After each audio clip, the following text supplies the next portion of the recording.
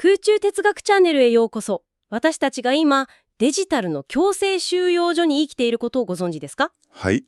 今日私たちは近代フランスの哲学者、レヴィナスに、私たちがどのようにして AI のデジタルの全体から逃れ、個々のユニークな顔を表すことができるのかを教えてもらいましょはい。よろしくお願いします。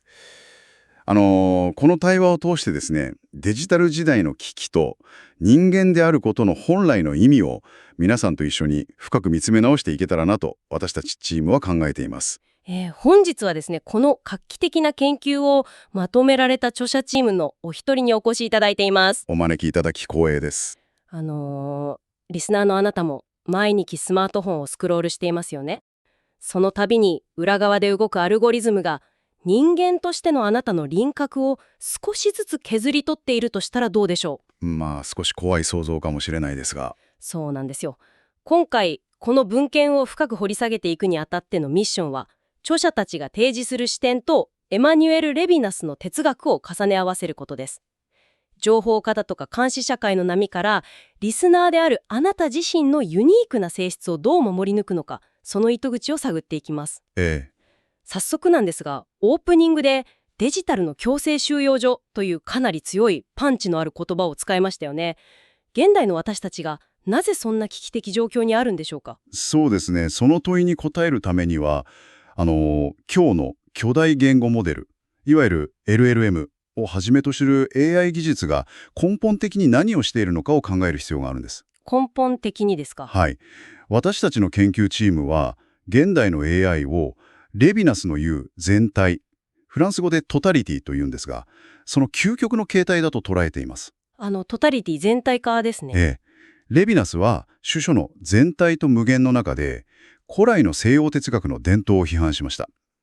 人間って常に予測不可能で、自分とは全く異なる他なるもの、つまり体性アルテリティに出会うとですね、自分と違うものに出会うと、それを自分が理解できる枠組み、要するに同一 the same の中へ吸収して同化しようとしてきたんだと、そう批判したんです。なるほど。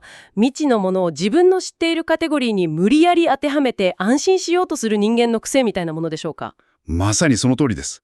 ただ私たちがここで注目したいのは AI がこれをかつてない規模と暴力性で実行しているという点なんですよ。暴力性ですか？はい。例えば LLM の仕組みを考えてみてください。AI は世界中の膨大なテキストデータを読み込んで統計的な確率に基づいて次に来る最も自然な単語を予測しますよね。はいはい。文章を自動生成するあれですね。チャットボットとかで使われている。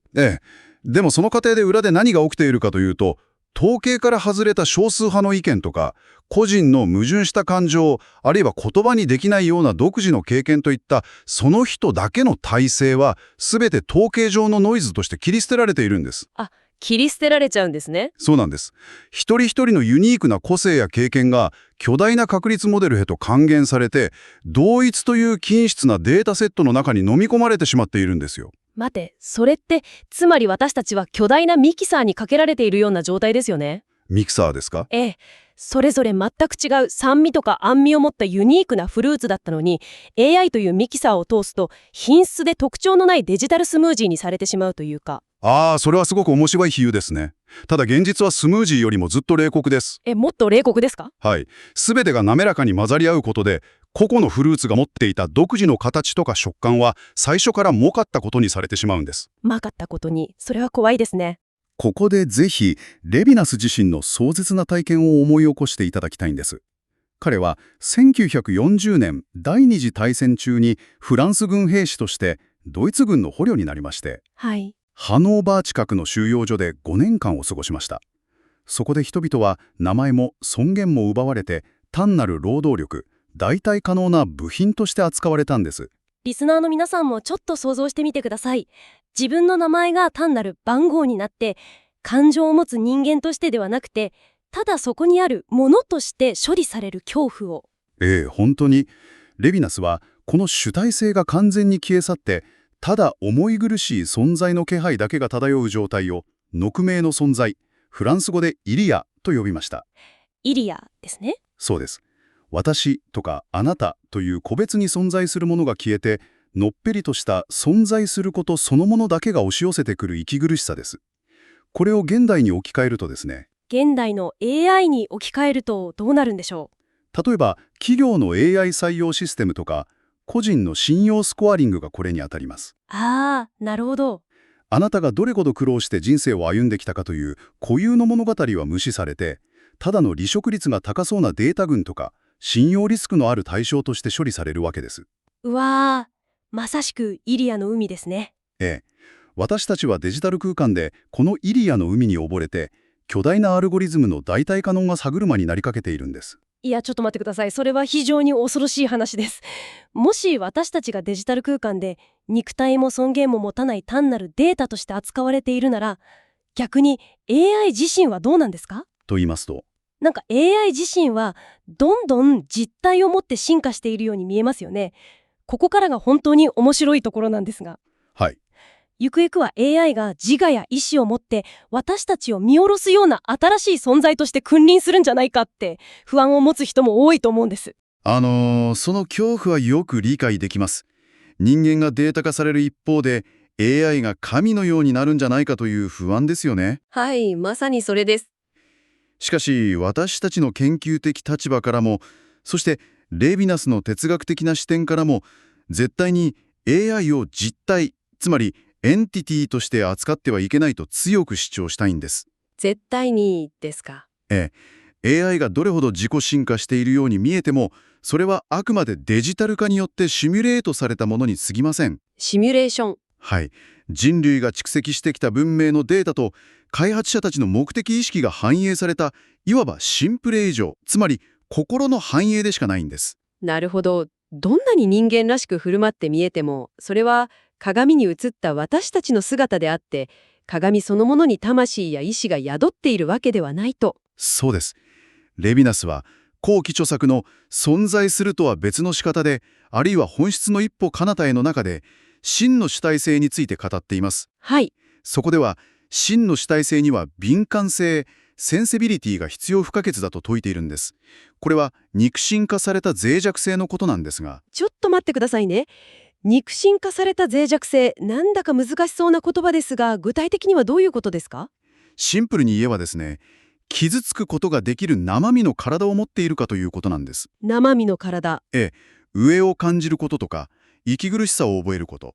そして何より、飢えている他者を目の前にしたとき、自分が食べるはずだったパンを思わず譲ってしまうような、思わず。そういう肉体を通じた一切な応答のことなんです。AI には心臓の鼓動もないですし、電源を切られて痛いと感じる肉体もありません。確かに。AI は他者の痛みを見て胸が締め付けられることはありませんよね。確率的にここでは同情する言葉を出力すべきだって計算しているだけで。その通りです。真の実態とは、私たち人間のような友情の衆情、つまり感情を持つ存在のことなんです。友情の衆情ですね。はい。私たちは自己の閉じた世界を否定して、他者のために自分を乗り越えて、より広大な世界を創造する。つまり、超越できる価値を持っています。AI にはそれができない？できません。AI は過去のデータを模倣するだけで、世界を否定し、超越することはできないんです。なるほど。だからこそ AI に過剰に怯えたり、人間と同等の実態を見出してしまうことは、結果的に私たち自身の人間性を安売りして貶めることになってしまうんです。いやー、すごく腑に落ちました。AI を神のように祭り上げる必要はないわけですね。それはすごく勇気づけられます。そう言っていただけると。ただ、ここでどうしても引っかかることがあります。何でしょうか。AI 自体がただのシミュレーションでツールに過ぎないのだとしてもですよ、現実問題としてそのツールを使っているのは一部の巨大テック企業とか政財界の権力者たちですよね。そうですね。彼らが AI を使って私たちを監視して利益を搾取する究極の全体化を進めている。この構造から私たちはどうやって身を守ればいいのでしょうか。そこでレヴィナスが提唱した第一哲学としての倫理学、Ethics as Highest Philosophy という視点が AI 開発と運用の究極の指針になるべきだと私たちは考えているんです。第一哲学としての倫理学ですか？はい。西洋哲学って長く存在とは何かとか、どうやって世界を客観的に認識するかっていう存在論や認識論を第一の哲学としてきたんです。哲学といえばそういうイメージです。しかし、レヴィナスは世界を認識したり、データとして分類したりするよりも先に、目の前にいる他者に対する無限の責任、つまり倫理が来らなければならないと主張したんです。つまり相手を分析の対象にする前に、まず一人の人間として責任を持つことが先決だということですね。まさに。そして、この倫理学の核心にあるのが顔、フランス語でle visageという概念です。顔ですか？はい。ただこれ、誤解されがちなんですが、ここで言う顔とは目とか鼻の形といった生物学的なパーツのことではないんです。違うんですか？はい。他者が私に向かって現れる絶対的な表現そのもののことです。表現としての顔というのはどういうことでしょ例えばですね、道立てで越えている人を想像してみてください。その人の顔は極度の脆弱性、デスティチューションを帯びています。無防備で傷つきやすく、何かを懇願するような貧しさです。はい、想像できます。しかし、同時にその顔は不思議な力を持っているんです。私たちに、何や殺す我、Thou shalt not kill、つまり、私を見捨ててはならないと命じてくる絶対的な高さと神聖性、エミネンスを放っているんです。なんだか胸に迫るものがありますね。論理的な計算の前に私たちが思わず立ち止まってしまう、その瞬間こそが顔の力なんです。つまりこれらは全て何を意味するのか、リスナーの皆さんの日常に引き寄せて考えてみましょうか。あなたが SNS を見ているとき、AI はあなたの行動履歴とか滞在時間、時には個人的なコンプレックスさえもデータとして分析して、あなたを単なるターゲットとして扱いますよね。いかに広告をクリックさせるか、いかに画面に釘付けにするか。はい、日常的に行われていますね。レヴィナス的に言えば、これは私たちの顔が持つ不可侵な体制、アルテリティを剥ぎ取って、単なる金儲けの手段へと貶める暴力だと言えるわけですね。全くその通りです。人を単なる同一の塊として扱って利益や監視の対象として消費することは他者の顔を消し去る行為に他なりません。なるほど。だからこそ私たちが AI の開発や運用において強く求めているのはシステムの中にいる人間を決して還元できない他者として尊重する設計なんです。還元できない他者ですか？はい。人間を完全に計算可能なデータとして扱うのではなく、どうしても計算しきれない余白、つまり顔の尊厳をシステム設計の根底に据えるべきなんです。いやー、確かに。倫理的には全くその通りだと思います。でも、あえて少し意地悪な質問をさせてください。はい、どうぞ。私とあなたという一対一の関係であれば、顔を尊重して無限の責任を負うという倫理は美しいですよね。でも、現実の社会は数億人が関わる巨大なネットワークです。そうですね。政府が税金を分配したり、企業がインフラを維持したりするためには、どうしても人々をデータ化してシステムとして効率よく処理しなければならない側面がありますよね。AI なしでこの複雑な現代社会を回すことは不可能です。この理想と現実のギャップはどう見ればいいんでしょうか？それはですね、非常に鋭い指摘ですし、私たちの研究の中でも最も深く向き合った実用的な問題なんです。やはりそこが壁になりますよね。はい。レヴィナス自身も無双化ではありませんでした。現実世界が私とあなたの一対一だけで完結しないことを深く理解していたんです。なるほど。だからこそ彼は第三者、フランス語でルティエールという概念を導入したんです。第三者。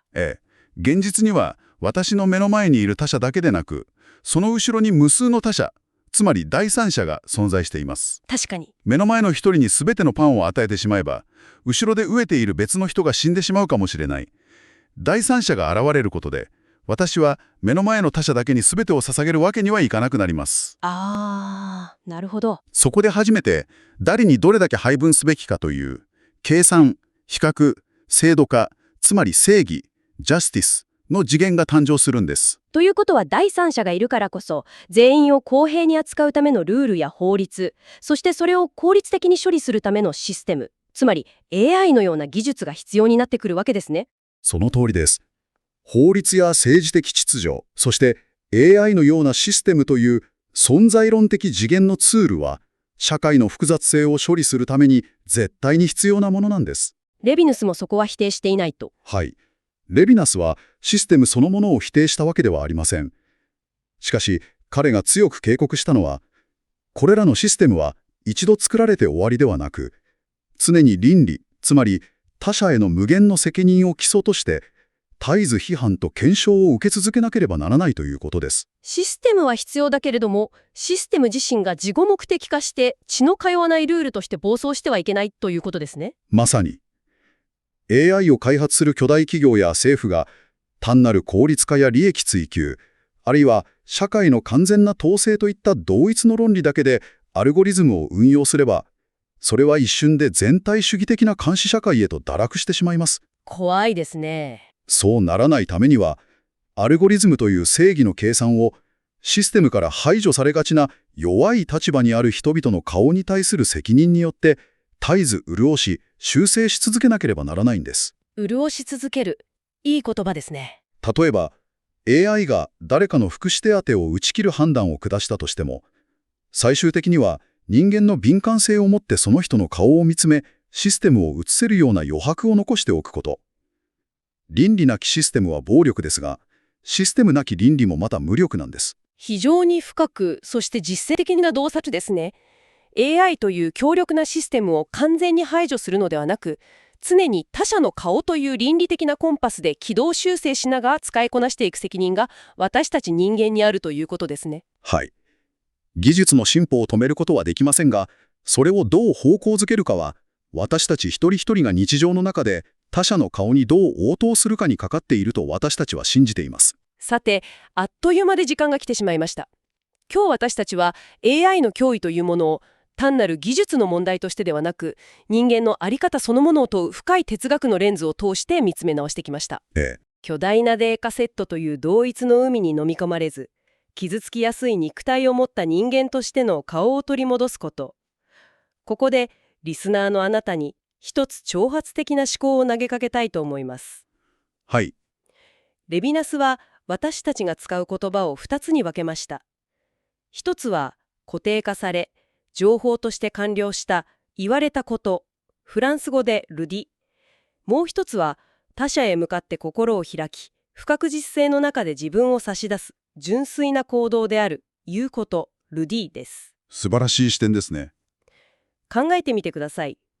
AI が生成するすべての文章やデータは過去の情報の集積である究極の言われたこと、ルディ。だとしたら論理的でも効率的でもない。あなたのその不器用な優しさや理由のないためらいといった言うこと、ルディの痕跡こそが AI の支配から逃れる最大の武器になるのではないでしょうか。まさにそうだと思います。